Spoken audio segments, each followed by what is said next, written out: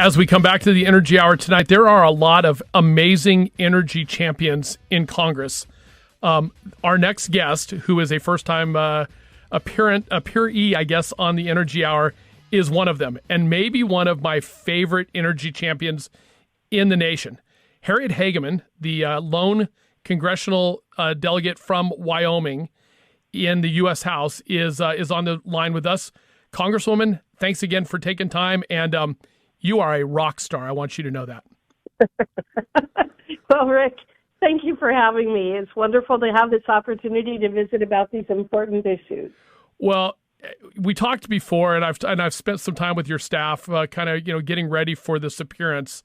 I first heard you speak when you first got to D.C. about your bill called the Power Act, and we're going to get into that. But I mean, let's be very, very honest. The thing that I really wanted you on the show for is what you just got through, which was a fight with the New York's the Securities and Exchange Commission over something called natural asset companies and the impact that those would have had on our public lands, on our public land use, and quite honestly, on our national security.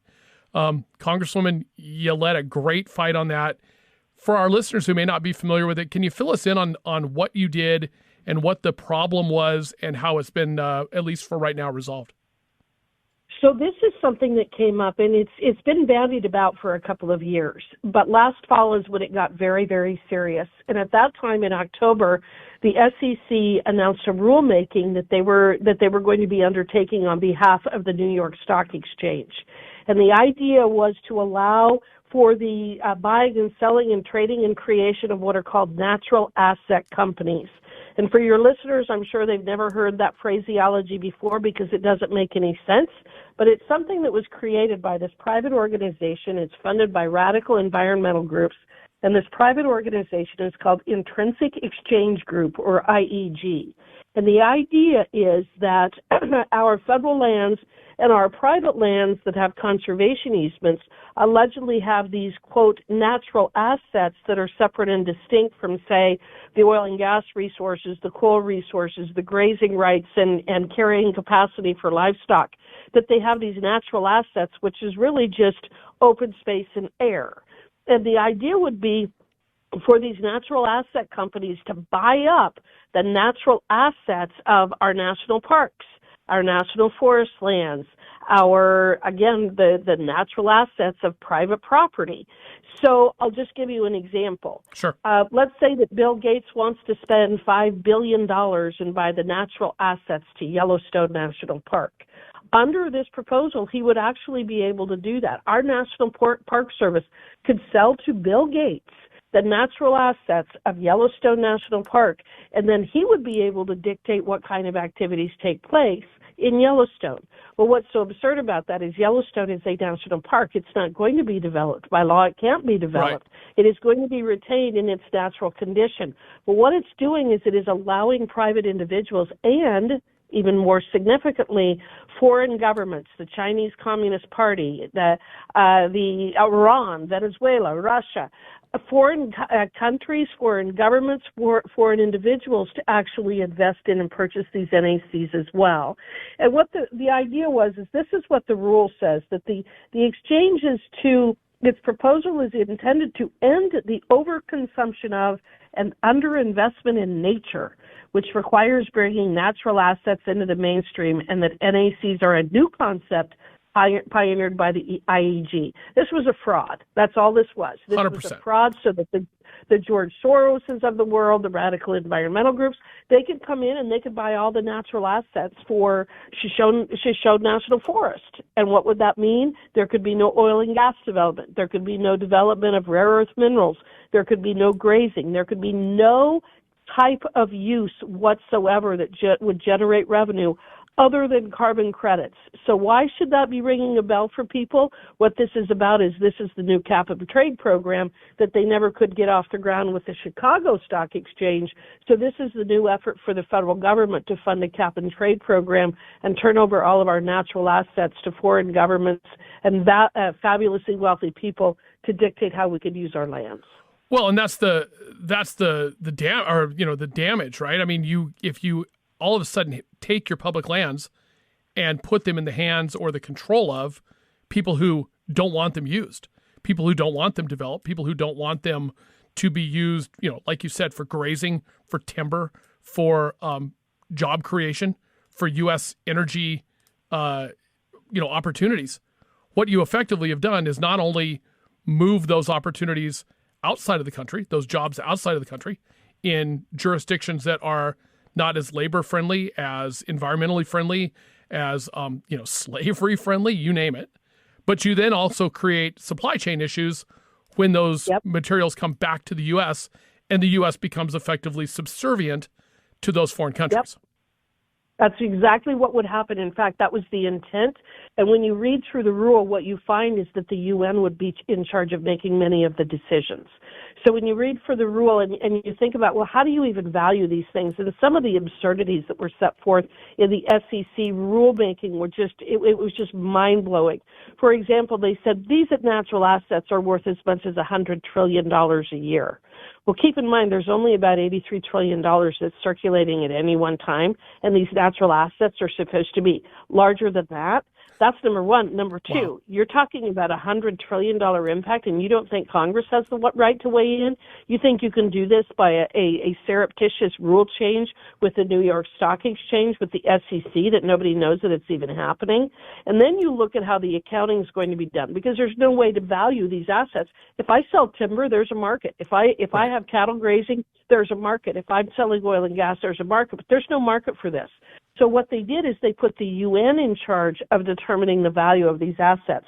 The exchange states that the reporting framework is based on the natural capital accounting standards established in the United Nations System of Environmental Economic Accounting. And then they go on to say that these NACs would require to adopt and publish an environmental and social policy, a biodiversity policy, a human rights policy consistent with the UN's guiding principles on business and human rights, and an equitable benefit sharing policy.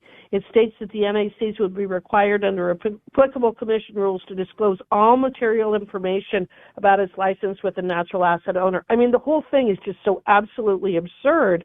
But they literally, so the federal government owns around 600 million acres in the United States. It's 12% of our surface estate. All of those acres would be subject to these NACs.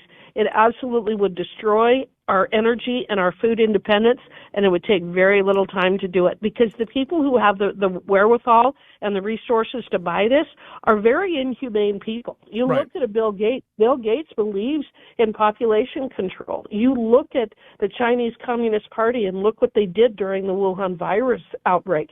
You look at what they did to their own people. You look at Iran and the human rights abuses, and Venezuela, and then they would be the companies that would act, or the countries that could actually come in and buy these assets. And wouldn't they want to tie up that everything the United States had in terms of energy development? I mean, talk about the perfect way to destroy a country almost instantaneously. Well, and it's, from within, right? I mean, we would have given them that opportunity had you and others there in Congress not stepped in. One of the things I found fascinating, we have about 2 minutes to go here in the segment, but one of the things I found fascinating is they really did try to jam this through, but you and others in Congress thwarted them. 21 days of public comment period originally. I mean, 21 days. Yeah, talk about a predisposed agenda. So when they did this, I've been dealing with federal agencies for 20 plus years as a trial attorney. I've never seen anything less typically than a 60 to 90 day comment period. They did 21 days on this. We immediately demanded that they extend it, and then we demanded another extension. So they did extend it twice into January. But one of the other things is you went to the SEC website, and when you go to websites for agencies, if they have rulemakings, you can click on those, and there's a link, and it'll take you to the rule, and it'll take you to a portal where you can put in comments. Lo and behold, all of that information was broken for the SEC rule. So if you went there in January at the really heated point in time when people are trying to get in their comments, it was just such a terrible problem with our electronic system. We can't figure out what it is, but that link happens to be broken right now, doggone it. Yeah. That's the kind of stuff that was going on with this. The other thing that I think people need to understand, the New York Stock Exchange was taking an ownership interest in this private country called Intrinsic Exchange Group. and would have a seat on the board. Have you ever heard of the New York Stock Exchange actually having an ownership interest and a seat on the board of the companies that are traded on the New York Stock Exchange? No, not at all. So let's do this, Congresswoman. I want to finish this thought in the next segment, and then we're going to get into some of the other legislation that you've had, that you've sponsored that are incredibly pro-America, pro-jobs, pro-energy. We'll do that when I come back with Harriet Hageman, Congresswoman from the state of Wyoming, here on the Energy Hour, right after these messages. I would invite anyone listening tonight who cares about U.S. energy opportunities, security, national security, to follow Congresswoman Harriet Hageman's Twitter feed.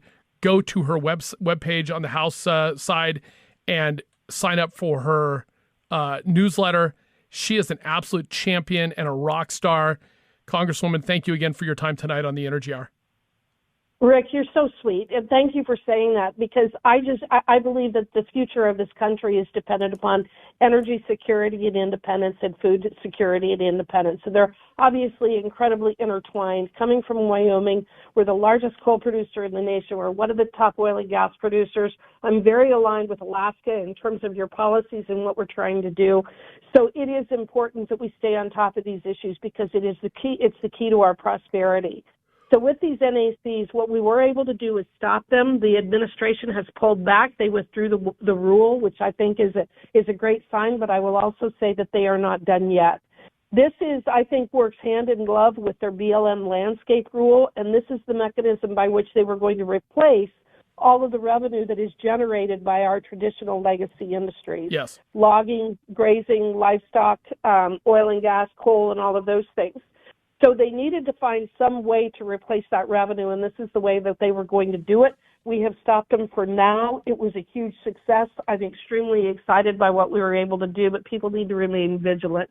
It's very important that we do not allow this administration to take away the most important resources that we have. Well, and certainly, as the Biden team, right, readies to try to get reelected, I think that the shenanigans and the overreach from an administrative side are going to do nothing more than increase between now and November. Yep. So I appreciate the fact that you and others there in Congress are looking really, really out for America's future as well as our present, and being diligent against everything that's going on right now from that team. Yes, we got to fight back, and we can win. We're going to win this battle, because the American public is too smart to allow something like this to happen. The moment we got it exposed, we literally got thousands of comments put into the record just in a matter of weeks, and we did it through my newsletter, through a variety of other ways to make sure that the American public was engaged, and we were able to stop this. And so I think that also gives us kind of a roadmap. And I know there's some other things you wanted to talk about as well, and I'm happy to discuss those. Certainly, one piece of legislation that you've introduced in the House that we actually know the Senate sponsor in Dan Sullivan here from the great state of Alaska is the Energy Poverty Prevention and Accountability Act. Basically, for our listeners, it makes the administration show that data reflecting energy poverty exposes the administration's policies for how harmful they really are to hardworking Americans. That's the summary. What led you and Senator Sullivan to bring that into Congress? Well, and I'm very honored to work with him on programs or bills like this, because we need to expose it. The fact is that this administration and the radical environmentalists are constantly trying to cover up the true cost of the horrible policies that they implement. And we're saying, okay, enough is enough. If you're going to take these steps, then what we need to do is we need to expose the actual cost of what you're doing. So I've had an opportunity in the Natural Resource Committee to question people like Deb Haaland, who is the head of the Department of Interior. Yep.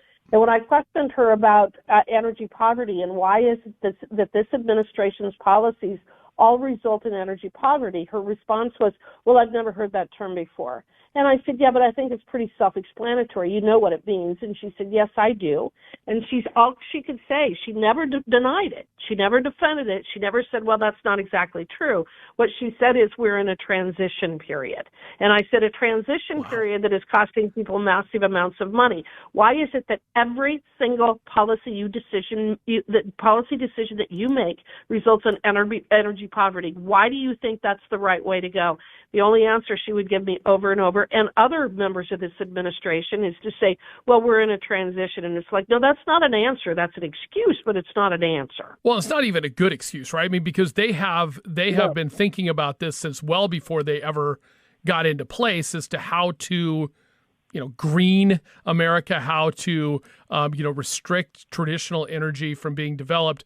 I mean, Joe Biden even said it on the campaign trail. We will end fossil fuels, whether that's coal, which is certainly important to you guys, oil and natural gas, which is certainly important to us up here, whether it's, critical or strategic minerals that this administration would much rather see not mined here domestically, but brought in from countries that don't have our best interests at heart. The administration just wants to basically punish America for being great. Yes, I think there's a lot of truth to that. And the other thing that I think people need to understand, and they need to start thinking about what the use of these resources has actually done for us. I'm going to very quickly use my mother as an example. She's 100 years old, and you think about how her life has changed in the last 100 years. Growing up on a dairy farm in Minnesota, getting up at 4 o'clock in the morning, spending pretty much all day, every day to keep their house warm and food on the table. Mm-hmm. And that's the way we lived 100 years ago. And that is not the way that we live now. And the reason we don't live that way now is because of the commercial production of oil and gas and coal. That's what changed. The change in the last 100 years that has created the prosperity and the amenities and the lifestyle and the lives that we lead is based on one thing, and that is the commercial access and production of oil and gas and coal. And that is why we have to continue to battle for these resources, because there isn't anything to replace them. Wind and solar don't replace them. Hydropower, we have some great hydropower. They're trying to take out our dams. Mm-hmm. The reality is they are enemies of the people of this country, but intentionally so. This isn't a byproduct of their bad decisions. This is the intent of their bad decisions. I will say it again. These are very inhumane people who want to reduce population, who want to reduce our standard of living, who want us to live poor lives. Not them, but all of us. And so all you need to do is think about that 100-year-old grandfather or that 100-year-old grandmother or other ancestors that you've had, and you think how their lives changed in a 100-year period as compared to the previous several thousand. And the only thing was the commercial production of energy and access to affordable energy and food. Our life expectancy has dramatically changed. The infant mortality rate has dramatically decreased. So all of these things that they're doing, because they say we have to do it to protect our environment. No, they're not protecting our environment, and they're not protecting us. They're hurting us because they have been adopting very bad policies based upon really bad information and based upon the idea that they can control weather. And they can't, but it's about controlling us. We need to recognize that, and we need to get rid of them. We need to vote them out. Well, and I mean, we could mic drop you right there, but I am going to say this. Because of you and because of your colleagues and because of rational Americans who serve, whether it's in Congress and state legislatures and, utility boards, we will win the fight. We will beat the climate called at their own game, and we will continue to drive America to greatness just like we become and are and will be over the last 150 years. I mean, we've been a great country since 1776, right? But really, as you said, the Industrial Revolution, the ability to harness and produce energy has led us to superpower status. And those people hate it, absolutely hate it. Superpower status as a country, but individually, every one of us are better off. So if you want to go back to living in Minnesota and relying upon a wood-burning stove, have at it, babe. Yeah. But I don't. No, I would not want that today with 15 new inches of snow on the ground in Anchorage overnight. And I did not want that for the last week. That's, where we've seen 20 below at my house every night and, 5 or 6 below for a high. So no, I would prefer the creature comforts of natural gas fired power and heat. So thank you very much for that. That's right, and we have to fight for other people. That's why I want to make everybody's lives better. And the folks of Alaska have spent the last 100 years making everybody's lives better. The people who work in Wyoming, they make everybody's lives better. AOC doesn't. Right. Joe Biden doesn't. Some of these other yahoos, Deb Haaland doesn't. They don't make anybody's lives better. We do. Our producers make people's lives better, and we need to remember that, and we need to protect them. The Xi Jinpings and the Vladimir Putins that have their talons into this administration could care less about the people of Wyoming. They could care less about the people of Alaska. Right. So that's why having champions like you and others in Congress are very welcomed for the rest of us who do nothing but benefit from your service.